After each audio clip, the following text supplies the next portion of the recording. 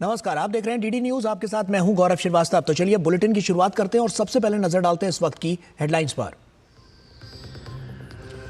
Champions trophy से भारत की पाकिस्तान पर ऐतिहासिक जीत। विराट कोहली ने खेली नाबाद शतकीय पारी। जीत के बाद का भारत का सेमीफाइनल पहुंचना लगभग तय।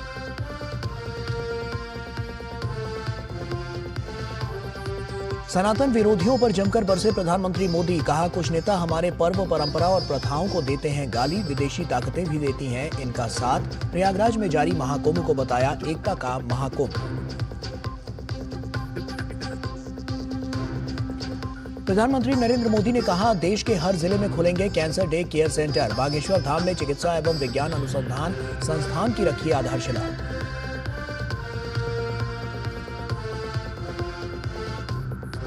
दिल्ली की मुख्यमंत्री रेखा गुप्ता ने कहा, आम आदमी पार्टी ने खजाना किया खाली। पर वादे के मुताबिक महिलाओं को मिलेंगे 2500 रुपए। सोमवार से शुरू हो रहे विधानसभा सत्र में पेश की जाएगी कैग रिपोर्ट। जर्मनी में संसदीय चुनाव के लिए संपन्न हुआ मतदान। एग्जिट पोल के अनुसार क्रिश्चियन डेमोक्रेटिक यूनियन को मिल सकते हैं 29% वोट। दक्षिणपंथी पार्टी AfD का मुख्य विपक्षी दल होने का अनुमान।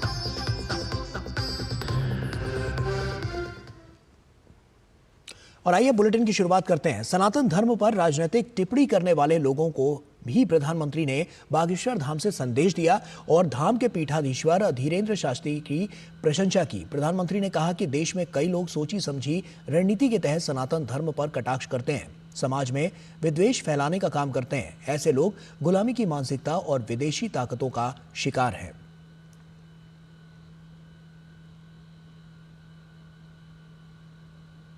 कि नेताओं का एक वर्ग ऐसा है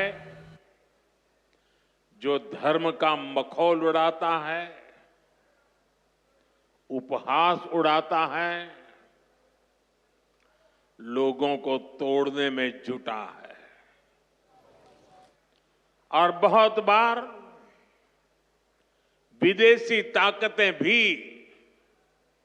इन लोगों का साथ देकर देश और धर्म को कमजोर करने की कोशिश करती दिखती है।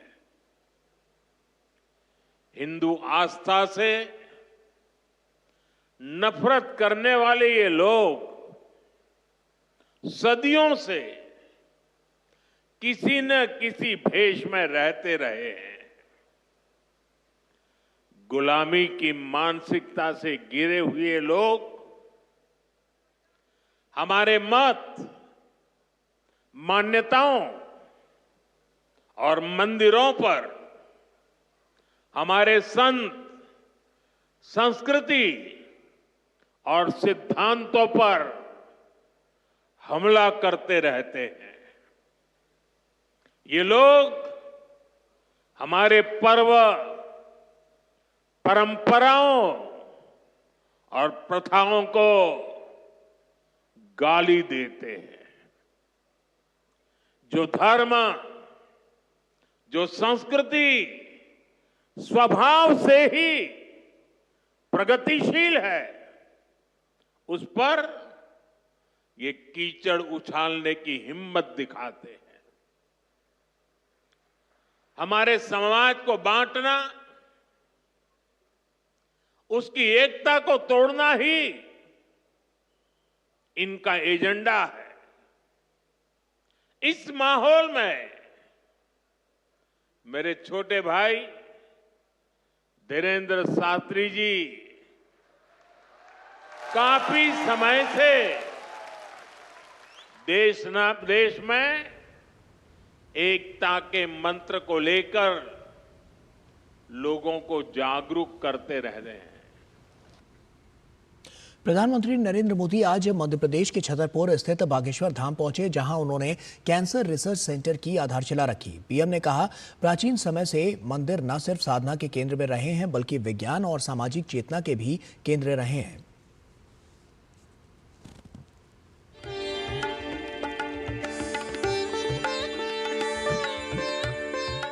बालाजी का बुलावा आया है।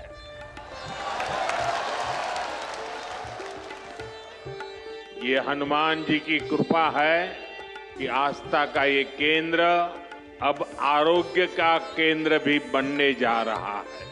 अभी मैंने यहाँ Shri Bageshwar Dham medical science and research institute का भूमि पूजन किया है। ये संस्थान 10 एकड़ में बनेगा।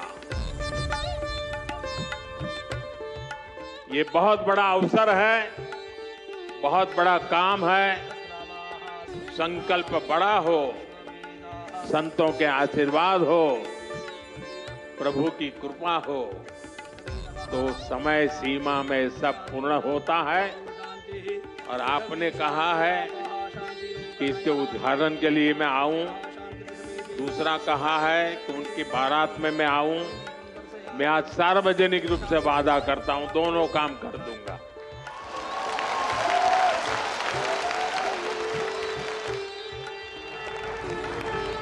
कैंसर की बीमारी लगातार अपने पैर पसार रही है। पहले के मुकाबले बीमारी की चपेट में आने वाले लोगों की संख्या बढ़ रही है।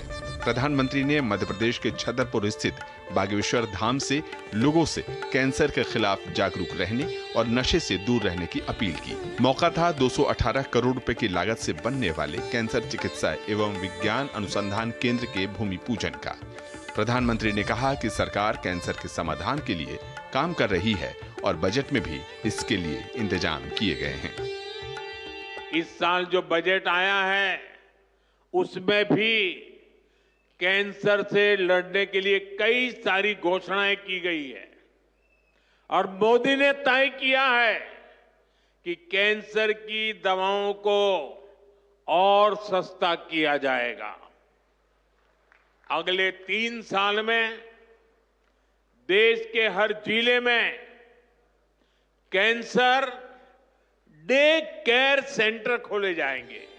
ऋषि मुनि, मंदिर और मठ परंपरा से सामाजिक चेतना और विज्ञान के केंद्र रहे हैं। प्रधानमंत्री ने भी कहा कि मौजूदा सरकार भारतीय परंपरा का निर्वहन करते हुए जन आरोग्य को बढ़ावा दे रही है। 2014 में हमारी सरकार आने से पहले हालात ये थी कि देश में गरीब जितना बीमारी से नहीं डरता था, उससे ज्यादा डर उसे इलाज के खर्च से लगता था। इसलिए मैंने हर गरीब के मुफ्त इलाज की व्यवस्था कर दी है। 5 लाख तक का इलाज बिना किसी खर्च के। किसी बेटे को अपने मां बाप के इलाज के लिए 5 लाख रुपए तक खर्च नहीं करना पड़ेगा। ये दिल्ली में आपका जो बेटा बैठा है ना, वो काम वो करेगा। सार्वजनिक स्वास्थ्य की दिशा में स्वच्छता अभियान की भी बड़ी भूमिका रही है। ग्रामीण क्षेत्रों में शौचालय बनने से बीमारियां कम हुई हैं। वहीं देश के हर जिले में खुल रहे डायलिसिस केंद्रों ने किडनी की बीमारी से जूझ रहे मरीजों को एक बड़ी राहत दी है। अजय द्विवेदी के साथ ब्यूरो रिपोर्ट, डीडी न्यूज। और प्रधानमंत्री नरेंद्र मोदी ने आज मन की बात कार्यक्रम की 119वीं कड़ी में देशवासियों के साथ अपने विचार साझा किए। पीएम ने इसरो की कामयाबी के सफर पर प्रकाश डालते हुए कहा कि इस संगठन ने हमेशा देश को गौरवान्वित किया है। पीएम ने एआई का जिक्र करते हुए कहा कि भारत तेजी से इस क्षेत्र में अपनी मजबूत पहचान बना रहा है। प्रधानमंत्री नरेंद्र मोदी ने मन की बात कार्यक्रम में स्पेस टेक्नोलॉजी में भारत की कामयाबी के सफर की कहानी को बयां किया। प्रधानमंत्री ने बताया कि कैसे इसरो सामान्य शुरुआत के बाद अंतरिक्ष का बादशाह बन गया। सैकड़ों चुनौतियों के बाद भी इसरो की सफलता की कहानी में हर दिन नए अध्याय जुड़ते गए। पिछले महीने देश इसरो के 100वें रॉकेट की लॉन्चिंग के साक्षी बने हैं। ये केवल एक नंबर नहीं है, बल्कि इससे स्पेस साइंस में नित नई ऊंचाइयों को छूने के हमारे संकल्प का भी पता चलता है।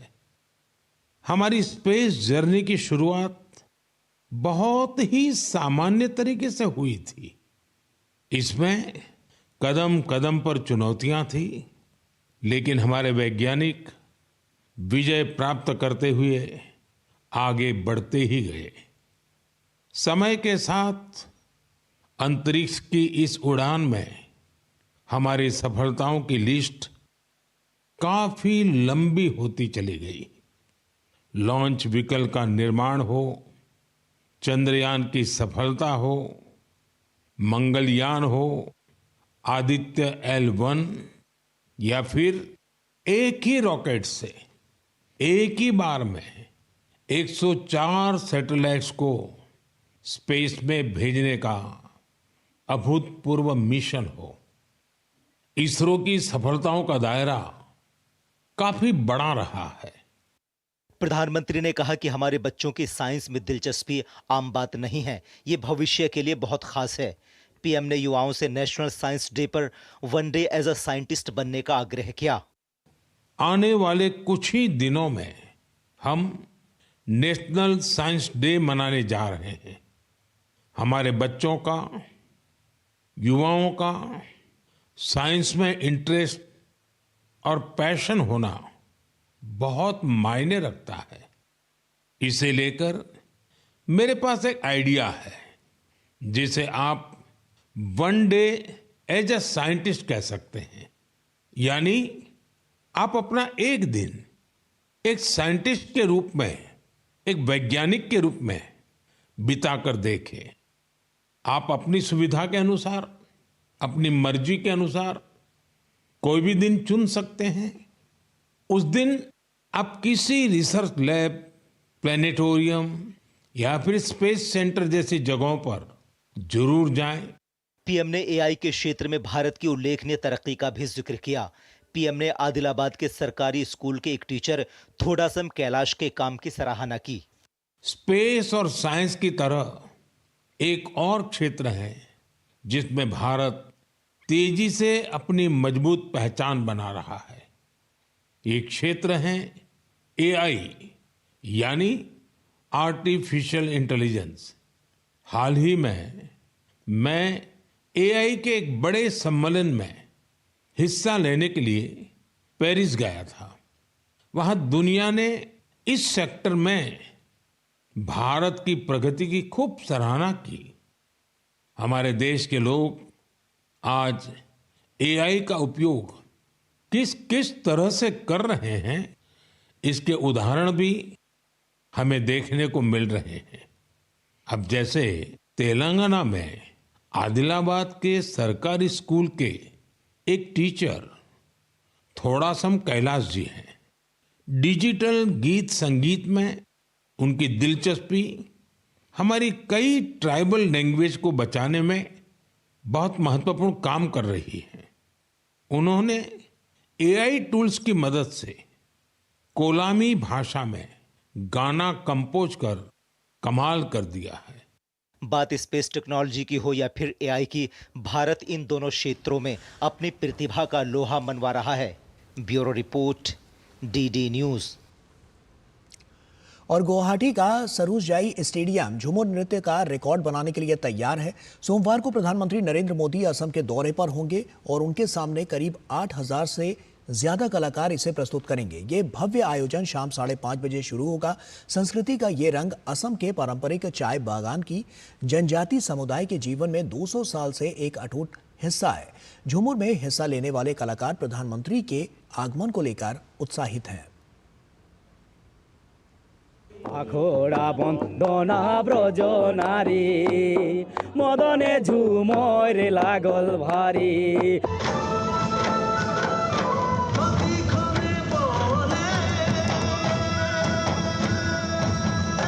पिछले साल बिहू हुआ था और इस साल झूमर के लिए बहुत बड़ा आयोजन हुआ है। ये पहली बार रिकॉर्ड बनने जा रहा है, बहुत अच्छा लग रहा है। ये बहुत गर्व महसूस हो रहा है कि हम लोग का ट्री ट्राइब का लड़की लोग का इतना सुंदर मतलब देखने के लिए मिल रहा है। बहुत अच्छा लग रहा है क्योंकि हम face to face Narendra Modi के डांगोरिया के सामने डांस करेगा, इसीलिए हम लोग बहुत प्राउड फील कर रहे हैं कि हम लोग को ऐसा अपॉर्चुनिटी एक मिला। बहुत मतलब लकी समझ रहे हैं हम लोग। असम का चाय उद्योग है, उसका 200 साल पूरा हो रहा है। चाय उद्योग में काम करने वाले जो लोग हैं, आदिवासी या फिर टी ट्राइब्स, तो ये जो आदिवासी टी ट्राइब्स कम्युनिटी है करीब 112 संप्रदाय है, उनको मिला के टी ट्राइब्स कम्युनिटी, सबका एक कॉमन कल्चर है वो झूमर। करीब 8,000 से ज़्यादा शिल्पियों के द्वारा प्रदर्शित किया जाएगा। उसमें माननीय प्रधानमंत्री जी उपस्थित रहेंगे, तो हमारे लिए बहुत बड़ा एक गौरव का बात है और बहुत बड़ा ऐतिहासिक क्षण होगा।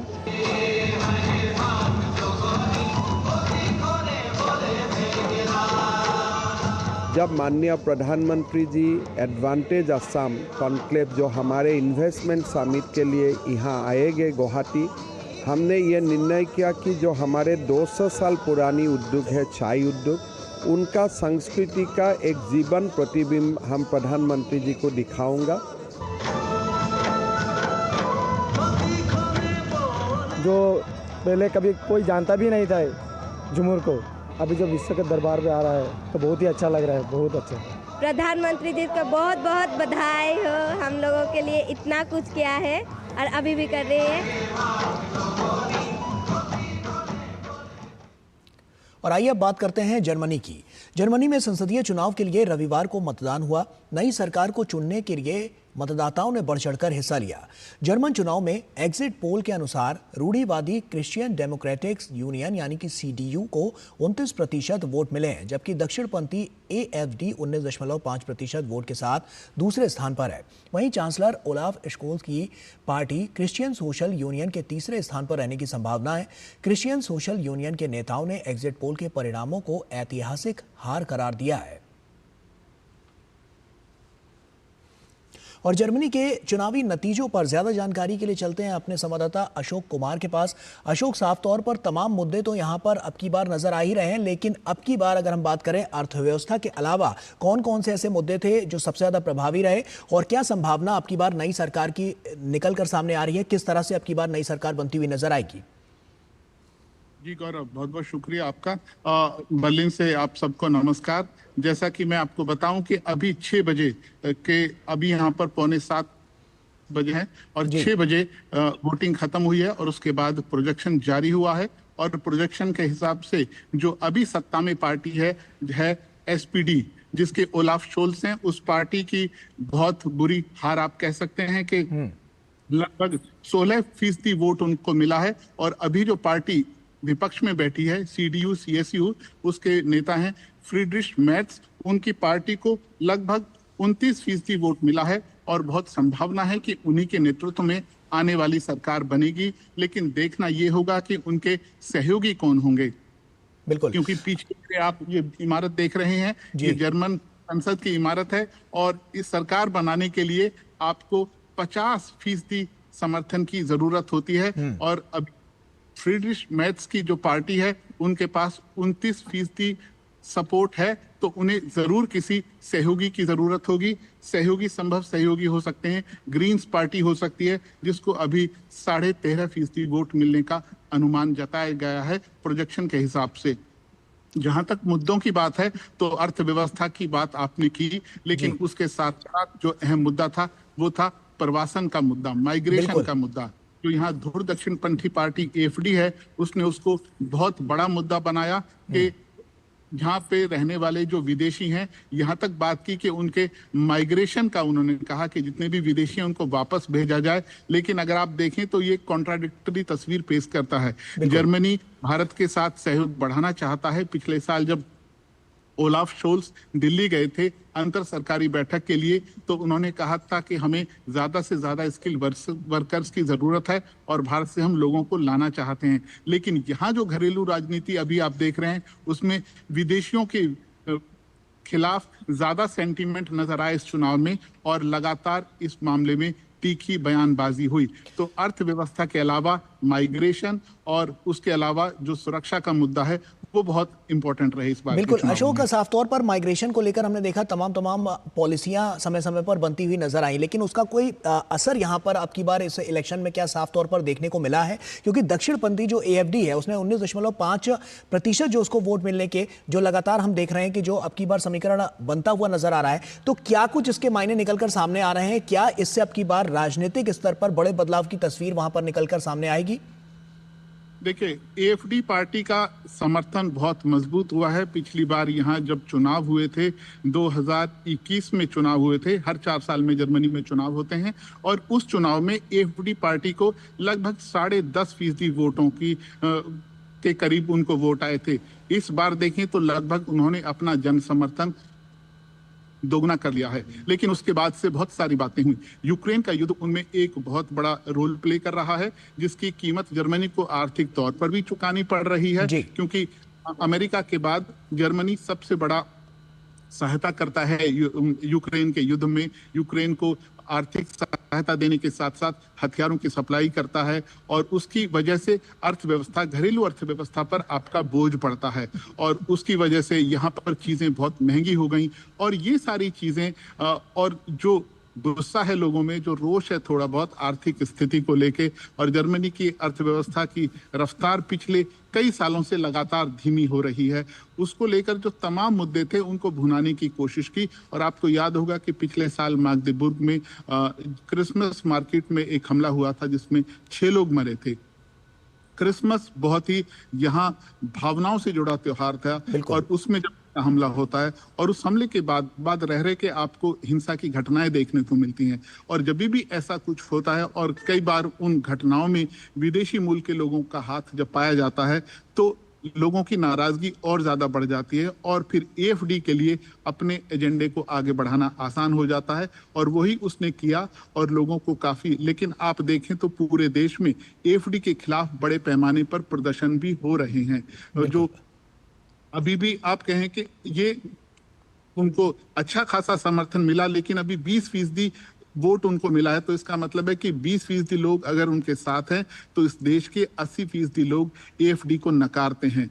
उनको जर्मनी के पुराने काले अतीत की याद आ जाती है, दूसरे विश्व युद्ध के। अशोक, इसमें युवाओं की भागीदारी अब की बार कितनी देखने को मिली है? क्योंकि साफ तौर पर हमने देखा है, तमाम संभावनाएं नजर आई हैं कि अब की बार जो वोट शिफ्टिंग है वो साफ तौर पर देखने को मिल सकती थी। तो ऐसे में अब की बार की जो कवायद है उसमें युवाओं की भागीदारी कितनी सुनिश्चित हुई है, और क्या इस चुनाव में क्या एक बड़े बदलाव की तस्वीर यहां पेश करती हुई नजर आएगी?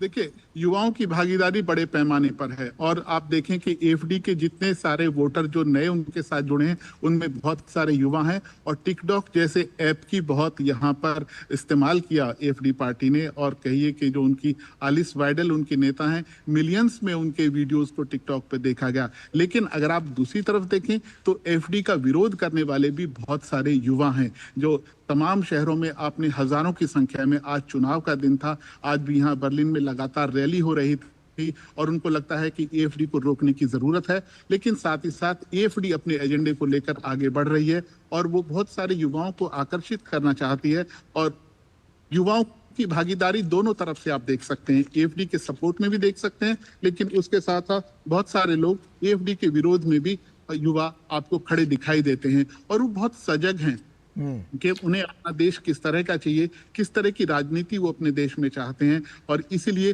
वो लगातार चुनावों में और चुनाव प्रचार के दौरान भी उनकी खूब भागीदारी आपको देखने को मिली। और आज पूरे दिन हम इस शहर में घूम रहे थे, तो लगातार आपको दिखता है। निश्चित तौर पर अशोक, बहुत बहुत शुक्रिया आपका, क्योंकि तमाम मुद्दे हैं जो अब की बार प्रभावी हैं, और ऐसे में आने वाले समय में देखना होगा कि आखिर सरकार में कौन काबिज होता है, और अब की बार जर्मनी में सत्ता किसकी आती है, और किस तरह से फिर आगे की रूपरेखा रखी जाती है। बहुत बहुत शुक्रिया अशोक, तमाम जानकारियां हमसे साझा करने के लिए। और आइए अगली खबर का रुख करते हैं, और आपको बताते हैं कि चैंपियंस ट्रॉफी में भारत ने पाकिस्तान को 6 विकेट से हरा दिया है। भारत के लिए विराट कोहली ने शानदार शतकीय पारी खेली। इस जीत के साथ भारत ने सेमीफाइनल की ओर मजबूती से कदम बढ़ा दिए हैं। वहीं चैंपियंस ट्रॉफी के मेजबान पाकिस्तान पर प्रतियोगिता से बाहर होने का खतरा मंडरा रहा है।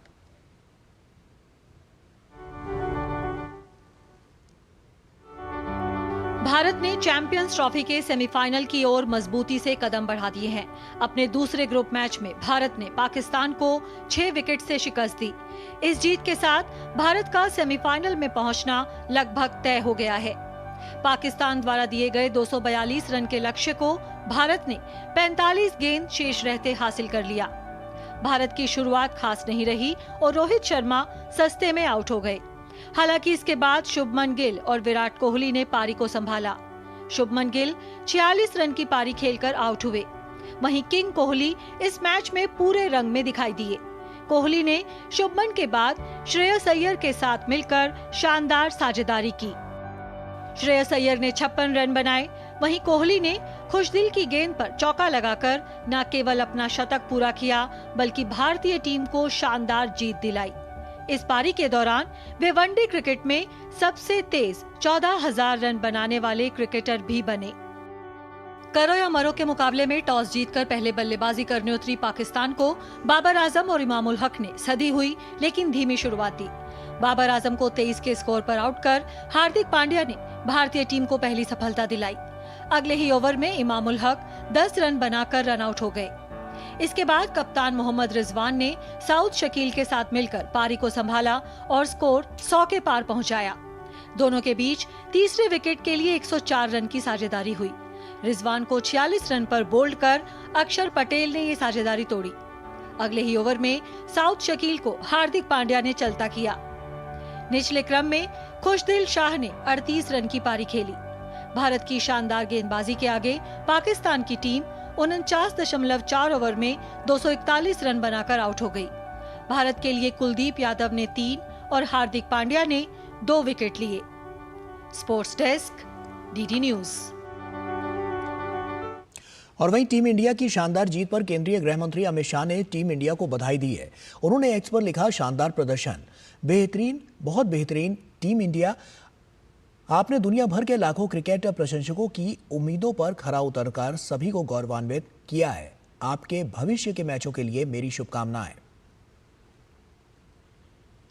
और बीजेपी अध्यक्ष जेपी नड्डा ने भारतीय टीम को शानदार जीत पर बधाई दी है। उन्होंने सोशल मीडिया पर लिखा कि भारतीय पुरुष क्रिकेट टीम को पाकिस्तान के खिलाफ आईसीसी चैंपियंस ट्रॉफी 2025 में मिली इस शानदार जीत पर बधाई।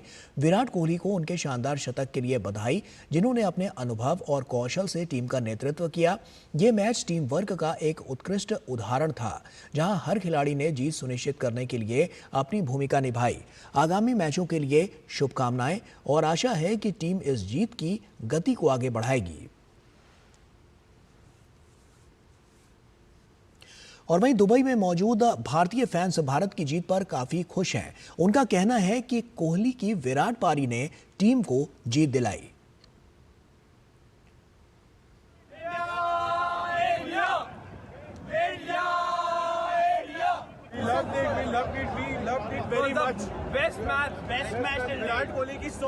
विराट कोहली की 100 यहाँ तक आ गया, दिल देखते देखते।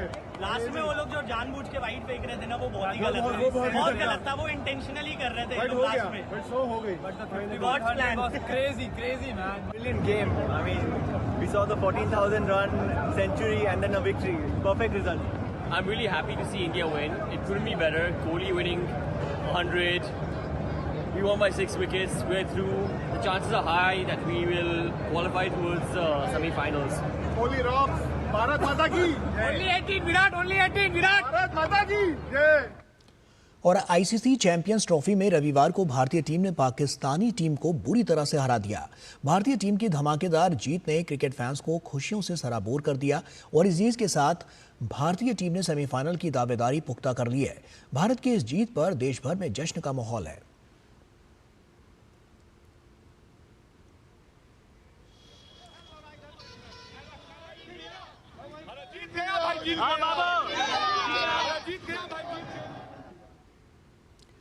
और दिल्ली से लेकर जम्मू कश्मीर तक भारत की जीत के बाद उत्सव का माहौल बन गया। जम्मू कश्मीर के बारामूला में उत्साह और जश्न का माहौल देखने को मिला।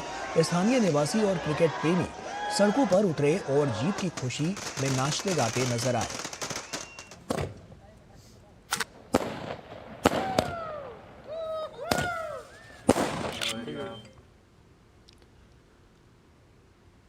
भारत ने पाकिस्तान को हराकर चैंपियंस ट्रॉफी 2025 में शानदार जीत दर्ज की।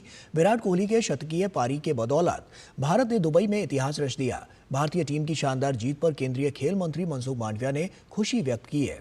एक्स पर लिखे अपने संदेश में खेल मंत्री ने कहा कि चैंपियंस ट्रॉफी में पाकिस्तान के खिलाफ शानदार जीत के लिए मैन इन ब्लू को हार्दिक बधाई। टीम के सभी खिलाड़ियों ने शानदार प्रदर्शन किया। विराट कोहली शतकीय पारी और वनडे क्रिकेट में सबसे तेज 14,000 रन बनाने पर विशेष रूप से बधाई। आने वाले मैच के लिए सभी खिलाड़ियों को शुभकामनाएं। अन्य खबरों का रुख करें तो दिल्ली में नई सरकार बनने के बाद कल से पहला विधानसभा का सत्र शुरू होने जा रहा है। बीजेपी ने पहले सत्र में रुकी हुई सीएजी रिपोर्ट अब पेश करने का वादा किया था, जो कल सदन में पेश की जाएगी। तो सीएम रेखा गुप्ता ने महिलाओं को 2500 रुपए देने के वादे को भी जल्दी पूरा करने की बात कही है। और इस बीच आपकी ओर से पूर्व सीएम आतिशी को नेता विपक्ष बनाया गया है। विधानसभा में नया अध्यक्ष और उपाध्यक्ष कौन होगा, इसको लेकर सबकी नजरें लगी हुई हैं। दिल्ली में बीजेपी सरकार हर मोर्चे पर एक्शन मोड में है। दिल्ली चुनाव में जनता से किए गए वादों को पूरा करने के लिए भाजपा निरंतर काम कर रही है। यमुना सफाई, कचरे के प्रबंधन को लेकर दिल्ली सरकार के मंत्री लगातार काम कर रहे हैं। वहीं दिल्ली की मुख्यमंत्री रेखा गुप्ता ने 24 मार्च से शुरू हो रहे दिल्ली विधानसभा सत्र से पहले भाजपा के विधायकों के साथ बैठक की। बैठक के बाद रेखा गुप्ता ने कहा कि घोषणा पत्र में किए गए वादे के मुताबिक दिल्ली विधानसभा के पहले सत्र में सीएजी की रिपोर्ट सदन के पटल पर रखेंगे। सदन में जो सबसे महत्वपूर्ण बात आने वाली है, जो हमने कही थी कि पहले ही सदन में सीएजी की रिपोर्ट हम सदन के पटल पे रखेंगे। जनता की गाढ़ी खून पसीने की कमाई, जिसका पिछली सरकारों ने दुरुपयोग किया, एक एक रुपए का हिसाब जनता को देना होगा। मुख्यमंत्री रेखा गुप्ता ने पूर्व की आम आदमी पार्टी की अरविंद केजरीवाल और आतिशी की सरकार को वित्तीय कुप्रबंधन के लिए जमकर फटकार लगाई और कहा कि आम आदमी पार्टी ने दिल्ली के खजाने को पूरी तरह से खाली कर दिया है, लेकिन फिर भी हम हर माह महिलाओं को 2500 रुपए देने के अपने वायदे पर अड़िग हैं और उसे पूरा करेंगे। जो स्थिति सरकार ने हमारे सामने छोड़ी है, जब हम अधिकारियों के साथ बैठ करके आज की सरकार का फाइनेंशियल स्टेटस देखते हैं, तो सारे के सारे सरकारी खजाने खाली दिखाई देते हैं। ये दिल्ली की जनता के लिए एक रेगुलर फीचर है, एक रेगुलर काम है बहनों के लिए, और इसकी बहुत ही डिटेल्ड प्लानिंग के साथ में इसे हम जनता के बीच में लाएंगे, निश्चित लाएंगे 1000%। वहीं दिल्ली विधानसभा में आम आदमी पार्टी की तरफ से आतिशी नेता प्रतिपक्ष होंगी। आम आदमी पार्टी के विधायक दल की बैठक में यह फैसला लिया गया। आज की इस बैठक में सर्वसम्मति से आतिशी जी को आम आदमी पार्टी विधायक दल के नेता के रूप में चुना गया है। जो पदेन, चूंकि आम आदमी पार्टी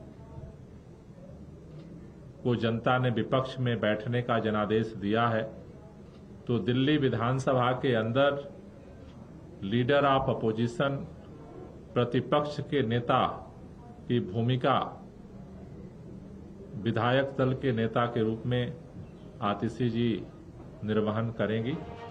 दिल्ली विधानसभा के इतिहास में पहली बार ऐसा संयोग है कि नेता प्रतिपक्ष और नेता सदन दोनों महिलाएं होंगी। हाल ही में संपन्न हुए दिल्ली विधानसभा चुनाव में भाजपा की दिल्ली में शानदार वापसी हुई है। पार्टी को 70 में से 48 सीटों पर जीत मिली है। ब्यूरो इनपुट्स के साथ विक्रमजीत सिंह चौहान की रिपोर्ट, डीडी न्यूज, दिल्ली।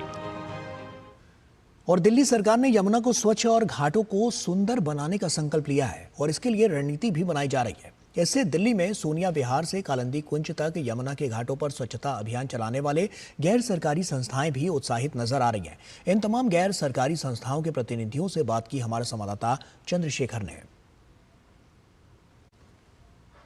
तो नई सरकार आने के बाद यमुना की सफाई का काम जो है, अभियान जो है, काफ़ी तेज़ी से आगे बढ़ रहा है। जो बड़े एनजीओज़ हैं जो कि लगातार इसमें लगे हुए हैं, वो हमारे साथ हैं, उनसे बात करते हैं। एक्चुअली हमारा हर शनिवार और रविवार को कालिंदी कुंज घाट पर 9 बजे से 11 बजे तक हमारे कुछ 100 वॉलंटियर्स हैं, उनके साथ मिलकर हम क्लीन अप स्टार्ट करते हैं।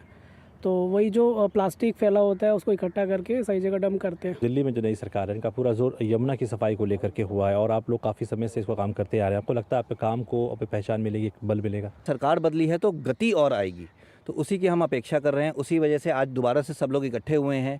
ये सब लोग, आपने जैसे बताया, एक घाट जो हमारा सोनिया विहार वजीराबाद है, वहाँ से शुरू होकर कालिंदी कुंज घाट तक सभी ये संस्थाएं हैं जो मिलजुल कर काम कर रही हैं। जो हमारी आम जनता है उसको जागरूक होना पड़ेगा कि इससे जो हमारी आस्था है उसको तो बल मिल रहा है, लेकिन कहीं ना कहीं हमारी नदियाँ जो हैं वो प्रदूषित हो रही हैं। तो हमें उस अपनी भावना से हट के इसको इस रूप में भी देखना चाहिए कि हमारी माँ है और हमें इसको गंदगी इसमें नहीं करनी है। सरकारें अब आई हैं, पहले वाली सरकार का जो आपको पता है माँ यमुना ने उनको जो दंड दिया है वो मिला है। अब नई सरकार आई है, माँ यमुना का नाम लेकर आई है, तो ये इस पे काम करेगी तो बहुत अच्छा है। नई सरकार आने के बाद से एक उम्मीद इनको जगी है कि हाँ, जो आप काम कर रहे हैं लगातार, अब सरकार का भी सहयोग आपको उसमें मिलेगा। तो आपकी इसमें क्या राय है? देखिए, अगर सरकार हमारे साथ रहेगी, सरकार का सहयोग मिलेगा तो बिल्कुल हम लोग सफल होंगे।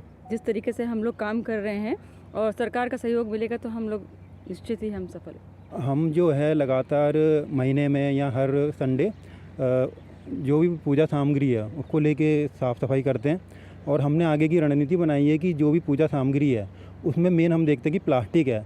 लोग पूजा सामग्री को ये समझने लगे कि जो भी प्लास्टिक है वो सब यमुना किनारे डाल जाओ, जबकि ऐसा नहीं है। हम अपनी कॉलोनी में इस चीज़ को लेकर अवेयरनेस भी करते हैं। तो एक तरफ आप देख रहे हैं ये सरकारी प्रयास हैं कि लगातार जो मशीन्स हैं वो चल रही हैं और जो यमुना की सफाई को लेकर ये काम लगातार यहाँ पर चल रहा है। और दूसरी तरफ आपने देखा कि ये जो NGOs हैं लगातार, जो कि सोनिया विहार से लेकर कालिंदी कुंज तक लगातार जो व्यवहार परिवर्तन की कोशिश कर रहे हैं। नदी किनारे जो भी घाट हैं उनमें जो गंदगी लगातार लोगों द्वारा फैलाई जा रही है उसको हटाने का काम कर रहे हैं, एक प्रयास कर रहे हैं। और कोशिश ये है कि लोगों में व्यवहार परिवर्तन आए, क्योंकि हर लगातार सरकार जो प्रयास कर रही है वो अपनी जगह है, लेकिन जो जनता का जो प्रयास होना चाहिए, आम आदमी का जो प्रयास होना चाहिए, उसको कहीं ना कहीं ये लोग जो है वो मजबूत करते जा रहे हैं। और कोशिश ये है कि जनता में व्यवहार परिवर्तन हो और जो अपना प्रयास हम लोग कर सकते हैं वो प्रयास भी लगातार करते चले जाएं।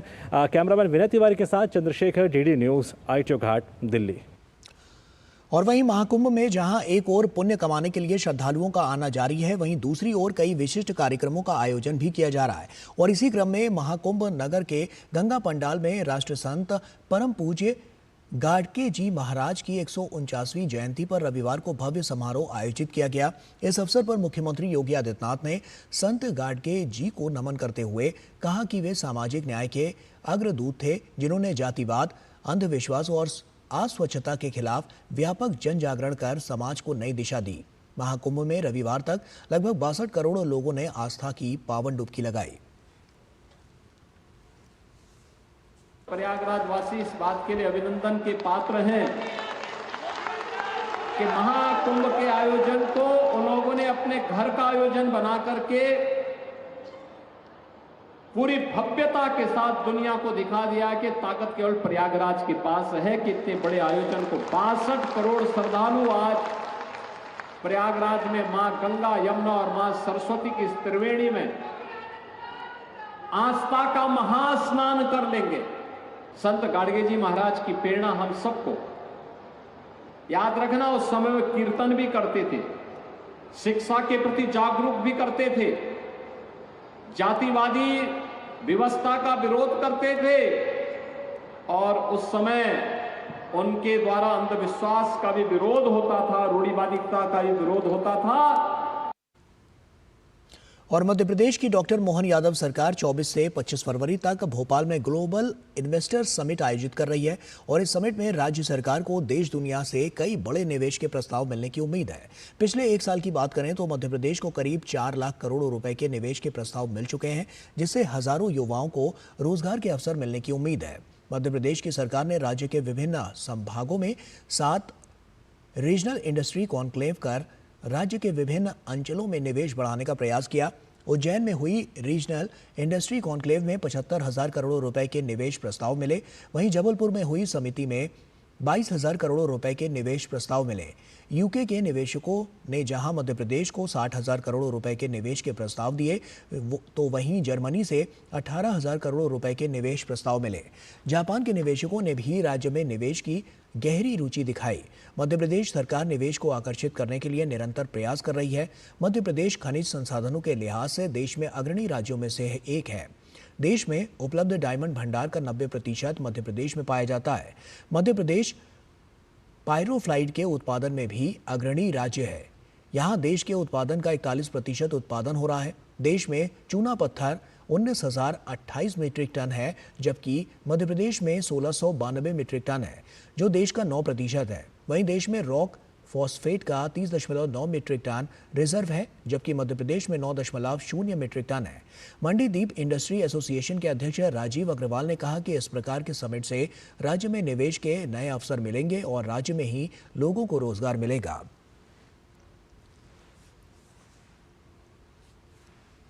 ये सबसे बड़ी संभावना स्टार्टअप की है। 5,000 रजिस्टर्ड स्टार्टअप है, 10,000 किए जाएंगे ऐसा कहा जा रहा है। 72 इंक्यूबेशन है, 1300 ITI है, 1500 कॉलेज हैं जहां पर उस प्रदेश में किस चीज़ की संभावना है। IT की बहुत बड़ी संभावना है, कपास के सबसे बड़े उत्पादक है, टेक्सटाइल की बहुत बड़ी संभावना है, ऑटोमोबाइल की बहुत सारी इंडस्ट्रीज है उनकी संभावना है, EV की संभावना है, टूरिज्म की संभावना है और आखिरी में फूड प्रोडक्ट्स की, फूड प्रोसेसिंग की। जो यहाँ पे ऑलरेडी यूथ है, जो लोग रहते हैं, वो बाहर जाते हैं अपने अपॉर्चुनिटीज़ के लिए, बट अगर हम विद इन स्टेट अपॉर्चुनिटीज़ हमें मिल रही हैं तो उससे अच्छा कुछ आइडिया नहीं हो सकता। मतलब हाँ, आई थिंक अभी कुछ स्टार्टअप्स एंड कुछ कंपनीज जो हमारे स्टेट में, उनके बारे में ज़्यादा लोगों को पता नहीं है ग्लोबली। सो एक बहुत अच्छी अपॉर्चुनिटी है, यहाँ पे ग्लोबल इन्वेस्टर्स आ रहे हैं जो कि जिनको ज़्यादा आइडिया नहीं है MP के बारे में, तो उनको पता चलेगा कि कैसी कंपनीज़ है, किस किस फील्ड में काम कर रही हैं।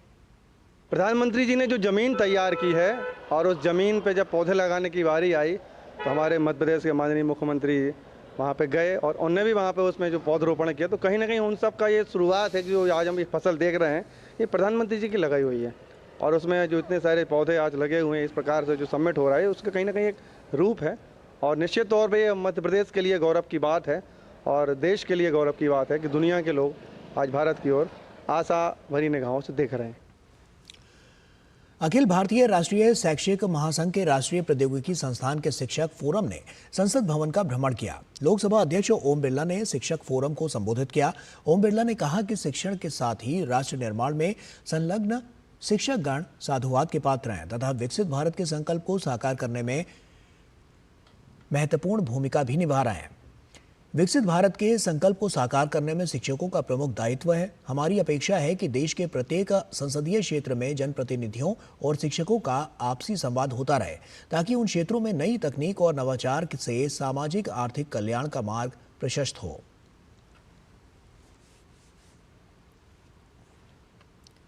और वहीं लेखिका सुगंधा नागर त्रिवेदी की किताब गुजर लोक गीत को आज दिल्ली में राज्यसभा सांसद सुरेंद्र नागर और नीति आयोग के सदस्य रमेश चांद ने रिलीज किया। इस किताब में पश्चिमी उत्तर प्रदेश के गुजर समुदाय के लोकगीत और उनके अनुवाद शामिल हैं।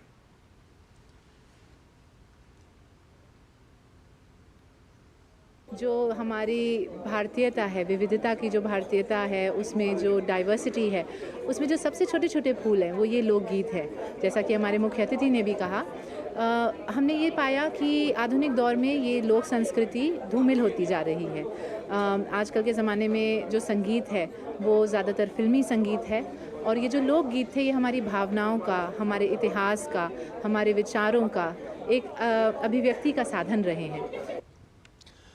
और वहीं देश के प्रतिष्ठित पत्रकारिता संस्थान भारतीय जनसंचार संस्थान IIMC में एलुमनाई मीट का आयोजन किया गया। भारतीय जनसंचार संस्थान के पूर्व छात्रों के संगठन एमका के सालाना जलसे में संस्थान से पढ़कर निकले और देश के अलग अलग मीडिया संस्थानों में काम कर रहे दिग्गज पत्रकारों का जमावड़ा दिखा। इस दौरान 1999-2000 बैच के सिल्वर जुबली ग्रुप के छात्रों को विशेष तौर पर सम्मानित किया गया। सिल्वर जुबली बैच के तहत रेडियो एंड टीवी पत्रकारिता, हिंदी पत्रकारिता, अंग्रेजी पत्रकारिता, विज्ञापन और जनसंपर्क विभाग के छात्रों ने अपनी 25 साल पुरानी यादें ताज़ा की। कार्यक्रम के दौरान मीडिया के क्षेत्र में शानदार कार्य करने और संगठन तथा समाज में उत्कृष्ट काम करने वाले पूर्व छात्रों को एमका अवार्ड 2025 से सम्मानित किया गया। IIMC एलुमनी एसोसिएशन की अध्यक्ष सिमरत गुलाटी ने बताया कि IIMCA एक ऐसा मंच है जो एलुमनी छात्रों को एक साथ लाने और उन्हें एक दूसरे के साथ जोड़ने का मौका प्रदान करता है।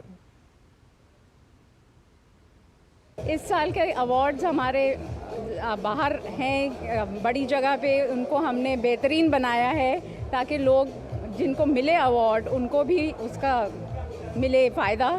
एंड बहुत खुश हैं हम कि बहुत से लोग जुड़े हैं हमारे साथ और बढ़ता जा रहा है ये IIMC का एलुमनाई एसोसिएशन।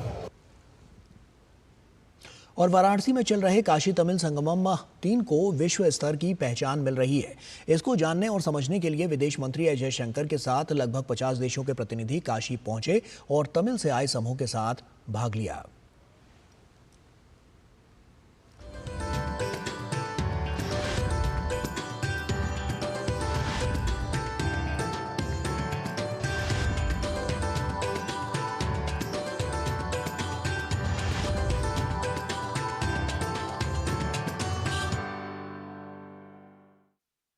काशी हिंदू विश्वविद्यालय के ओंकारनाथ ठाकुर प्रेक्षागृह में मिलन चल रहा था काशी, तमिल और विश्व का।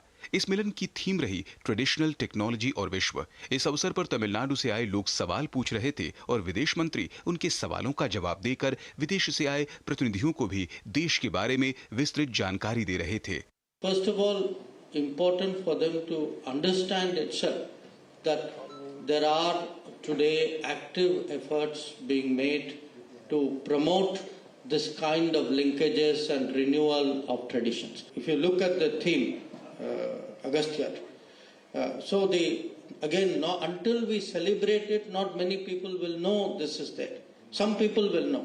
How do you popularize it? Because cultures are maintained by refreshing and continually reminding people what the traditions are.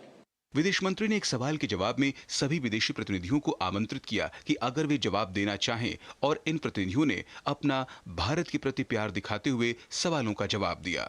When you see what is happening in India, how people can live together in harmony, in cohesion, despite these disparities, despite these differences in languages, it's something that us in a region, even in Africa as a continent, we can emulate. I have a special bond with Chennai because for 3 reasons. One is my right hip, the other is my left hip. I replaced both my hips in Chennai long before I came to India.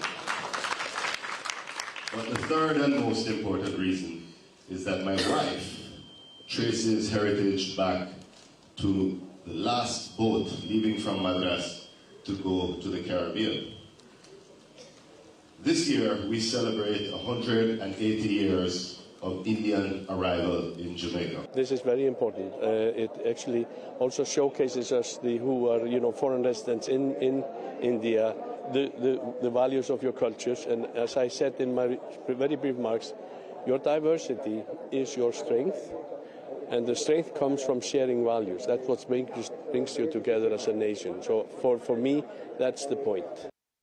इस काशी तमिल संगमम के आयोजन से जहां देश के लोग उत्तर और दक्षिण भारत की परंपरा से अवगत हो रहे हैं, वहीं विदेश मंत्रालय के प्रयास से पूरा विश्व भी हमारे ऋषि मुनियों, संस्कृति और परंपरा को जान पा रहा है। Harikesh Bahadur Singh Gautam, DD news, Varanasi.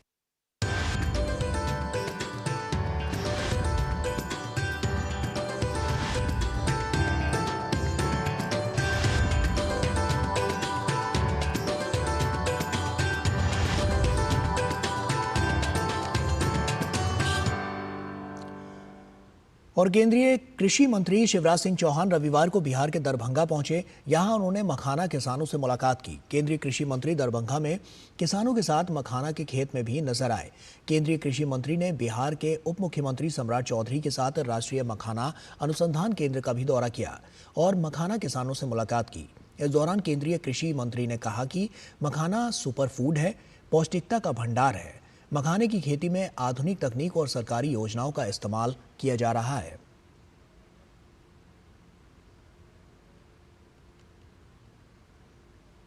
अद्भुत राज्य है, यहाँ का टैलेंट, यहाँ के मेहनती किसान और विशेषकर बिहार का मखाना सुपर फूड है। और मखाना का उत्पादन बढ़े, प्रोसेसिंग हो, गुणवत्ता बढ़े। अभी मखाना उत्पादक किसान कई कठिनाइयों में काम करते हैं। टेक्नोलॉजी के माध्यम से उन कठिनाइयों को दूर किया जाए। और वहीं बिहार के उप मुख्यमंत्री सम्राट चौधरी ने कहा कि किसानों की समृद्धि के लिए 19वीं किश्त जारी करने के लिए प्रधानमंत्री नरेंद्र मोदी आ रहे हैं। किसान से जुड़े हुए चीजों पर और किसानों की समृद्धि के लिए 19वां किस्त जारी करने के लिए देश के यशस्वी प्रधानमंत्री जी आ रहे हैं। हम उनका स्वागत भी करते हैं और मकाना बोर्ड के निर्माण के लिए भी उनको विशेष तौर पर बधाई बिहार की सरकार आदरणीय नीतीश कुमार जी की तरफ से देता हूं कि बिहार के मखाना देश और दुनिया में ब्रांडिंग होगा। यह ऐतिहासिक समय होगा। और केंद्रीय मंत्री गजेंद्र सिंह शेखावत ने प्रधानमंत्री नरेंद्र मोदी के मासिक का रेडियो कार्यक्रम मन की बात को सुना। उन्होंने कहा कि मन की बात के 119वें एपिसोड में प्रधानमंत्री मोदी ने भारत में स्वास्थ्य को लेकर एक बड़ी चुनौती पर चर्चा की है। लोगों को मोटापे पर ध्यान देना चाहिए और अपने भोजन में से 10% तेल के उपयोग को कम करके उन्हें आहार लेना चाहिए। आज मन की बात एपिसोड में सम्मानीय प्रधानमंत्री जी ने एक तरफ जहां भारत में एक बड़ी चुनौती भारत में स्वास्थ्य को लेकर के कि आने वाली पीढ़ी के बच्चों का बढ़ता हुआ वजन, उसको लेकर के विस्तार से चर्चा की और देश का आह्वान किया कि हमें अपने भोजन में से 10% खरीद के समय ही अपने खाद्य तेल के उपयोग को कम करना है। मोटापे के कारण से भारत आज विश्व की डायबिटिक कैपिटल बनने की दिशा में जा रही है। ऐसी परिस्थिति में देश का मार्गदर्शन करते हुए, आह्वान करते हुए उन्होंने हम अपने आप को फिट कैसे रखें, फिट इंडिया मूवमेंट की बात की है। और छत्तीसगढ़ पंचायत चुनाव 2025 के तीसरे चरण में मुख्यमंत्री विष्णुदेव साय ने बगिया प्राइमरी स्कूल में सपरिवार अपना वोट डाला। उन्होंने भरोसा जताया कि जिस प्रकार भाजपा को नगरीय निकाय चुनाव और पंचायती राज के 2 चरण के चुनाव में सफलता मिली है, वही सफलता तीसरे चरण में भी मिलेगी। आज त्रिस्तरीय पंचायती राज चुनाव का तीसरा चरण और अंतिम चरण का मतदान संपन्न हो रहा है और आज हम सब परिवार अपने गांव में यहाँ मतदान करने आए थे और पूरा भरोसा है कि जिस तरह से नगरीय निकाय के चुनाव में और पंचायती राज के 2 चरण के चुनाव में भारतीय जनता पार्टी को सफलता मिली है, वही सफलता तीसरे चरण में भी मिलेगी। बांग्लादेश में इंटर्न डॉक्टरों ने रविवार को चिकित्सीय कामकाज करना बंद कर दिया। बांग्लादेश के कई मेडिकल कॉलेज एवं अस्पतालों के इंटर्न डॉक्टरों ने रविवार से पूर्ण बंद हड़ताल शुरू की है। प्रदर्शनकारी इंटर्न डॉक्टरों ने स्वास्थ्य सेवा क्षेत्र में सुधार सहित उनकी 5 सूत्री मांगों को पूरा करने की मांग रखी। हड़ताल के दौरान डॉक्टरों ने चिकित्सीय कामकाज को बंद रखा। प्रदर्शनकारी इंटर्न डॉक्टरों ने कहा कि वे देशव्यापी आंदोलन के तहत हड़ताल में शामिल हुए हैं और इसमें देश भर के सभी मेडिकल कॉलेज, अस्पताल पूर्ण बंद कार्यक्रम का हिस्सा होंगे। हालांकि आपातकालीन सेवाएं, सर्जरी और बामहा रोगी देखभाल आंदोलन के दायरे से बाहर रहेंगी। राजशाही मेडिकल कॉलेज अस्पताल, चटगांव मेडिकल कॉलेज अस्पताल और बोगुरा में शहीद जियाउर रहमान मेडिकल कॉलेज से हड़ताल शुरू हुई। एक बयान में इंटर्न डॉक्टर्स काउंसिल ने स्वास्थ्य सेवा क्षेत्र में सुधारों पर उच्च न्यायालय के आदेश में बार बार देरी की निंदा की। बयान में कहा गया कि 19 फरवरी को 90वीं बार उच्च न्यायालय ने अपना फैसला स्थगित कर दिया, जिससे स्वास्थ्य सेवा क्षेत्र एक नाटकीय मंच में बदल गया। और इसी के साथ फिलहाल इतना ही। दीजिए इजाजत। नमस्कार।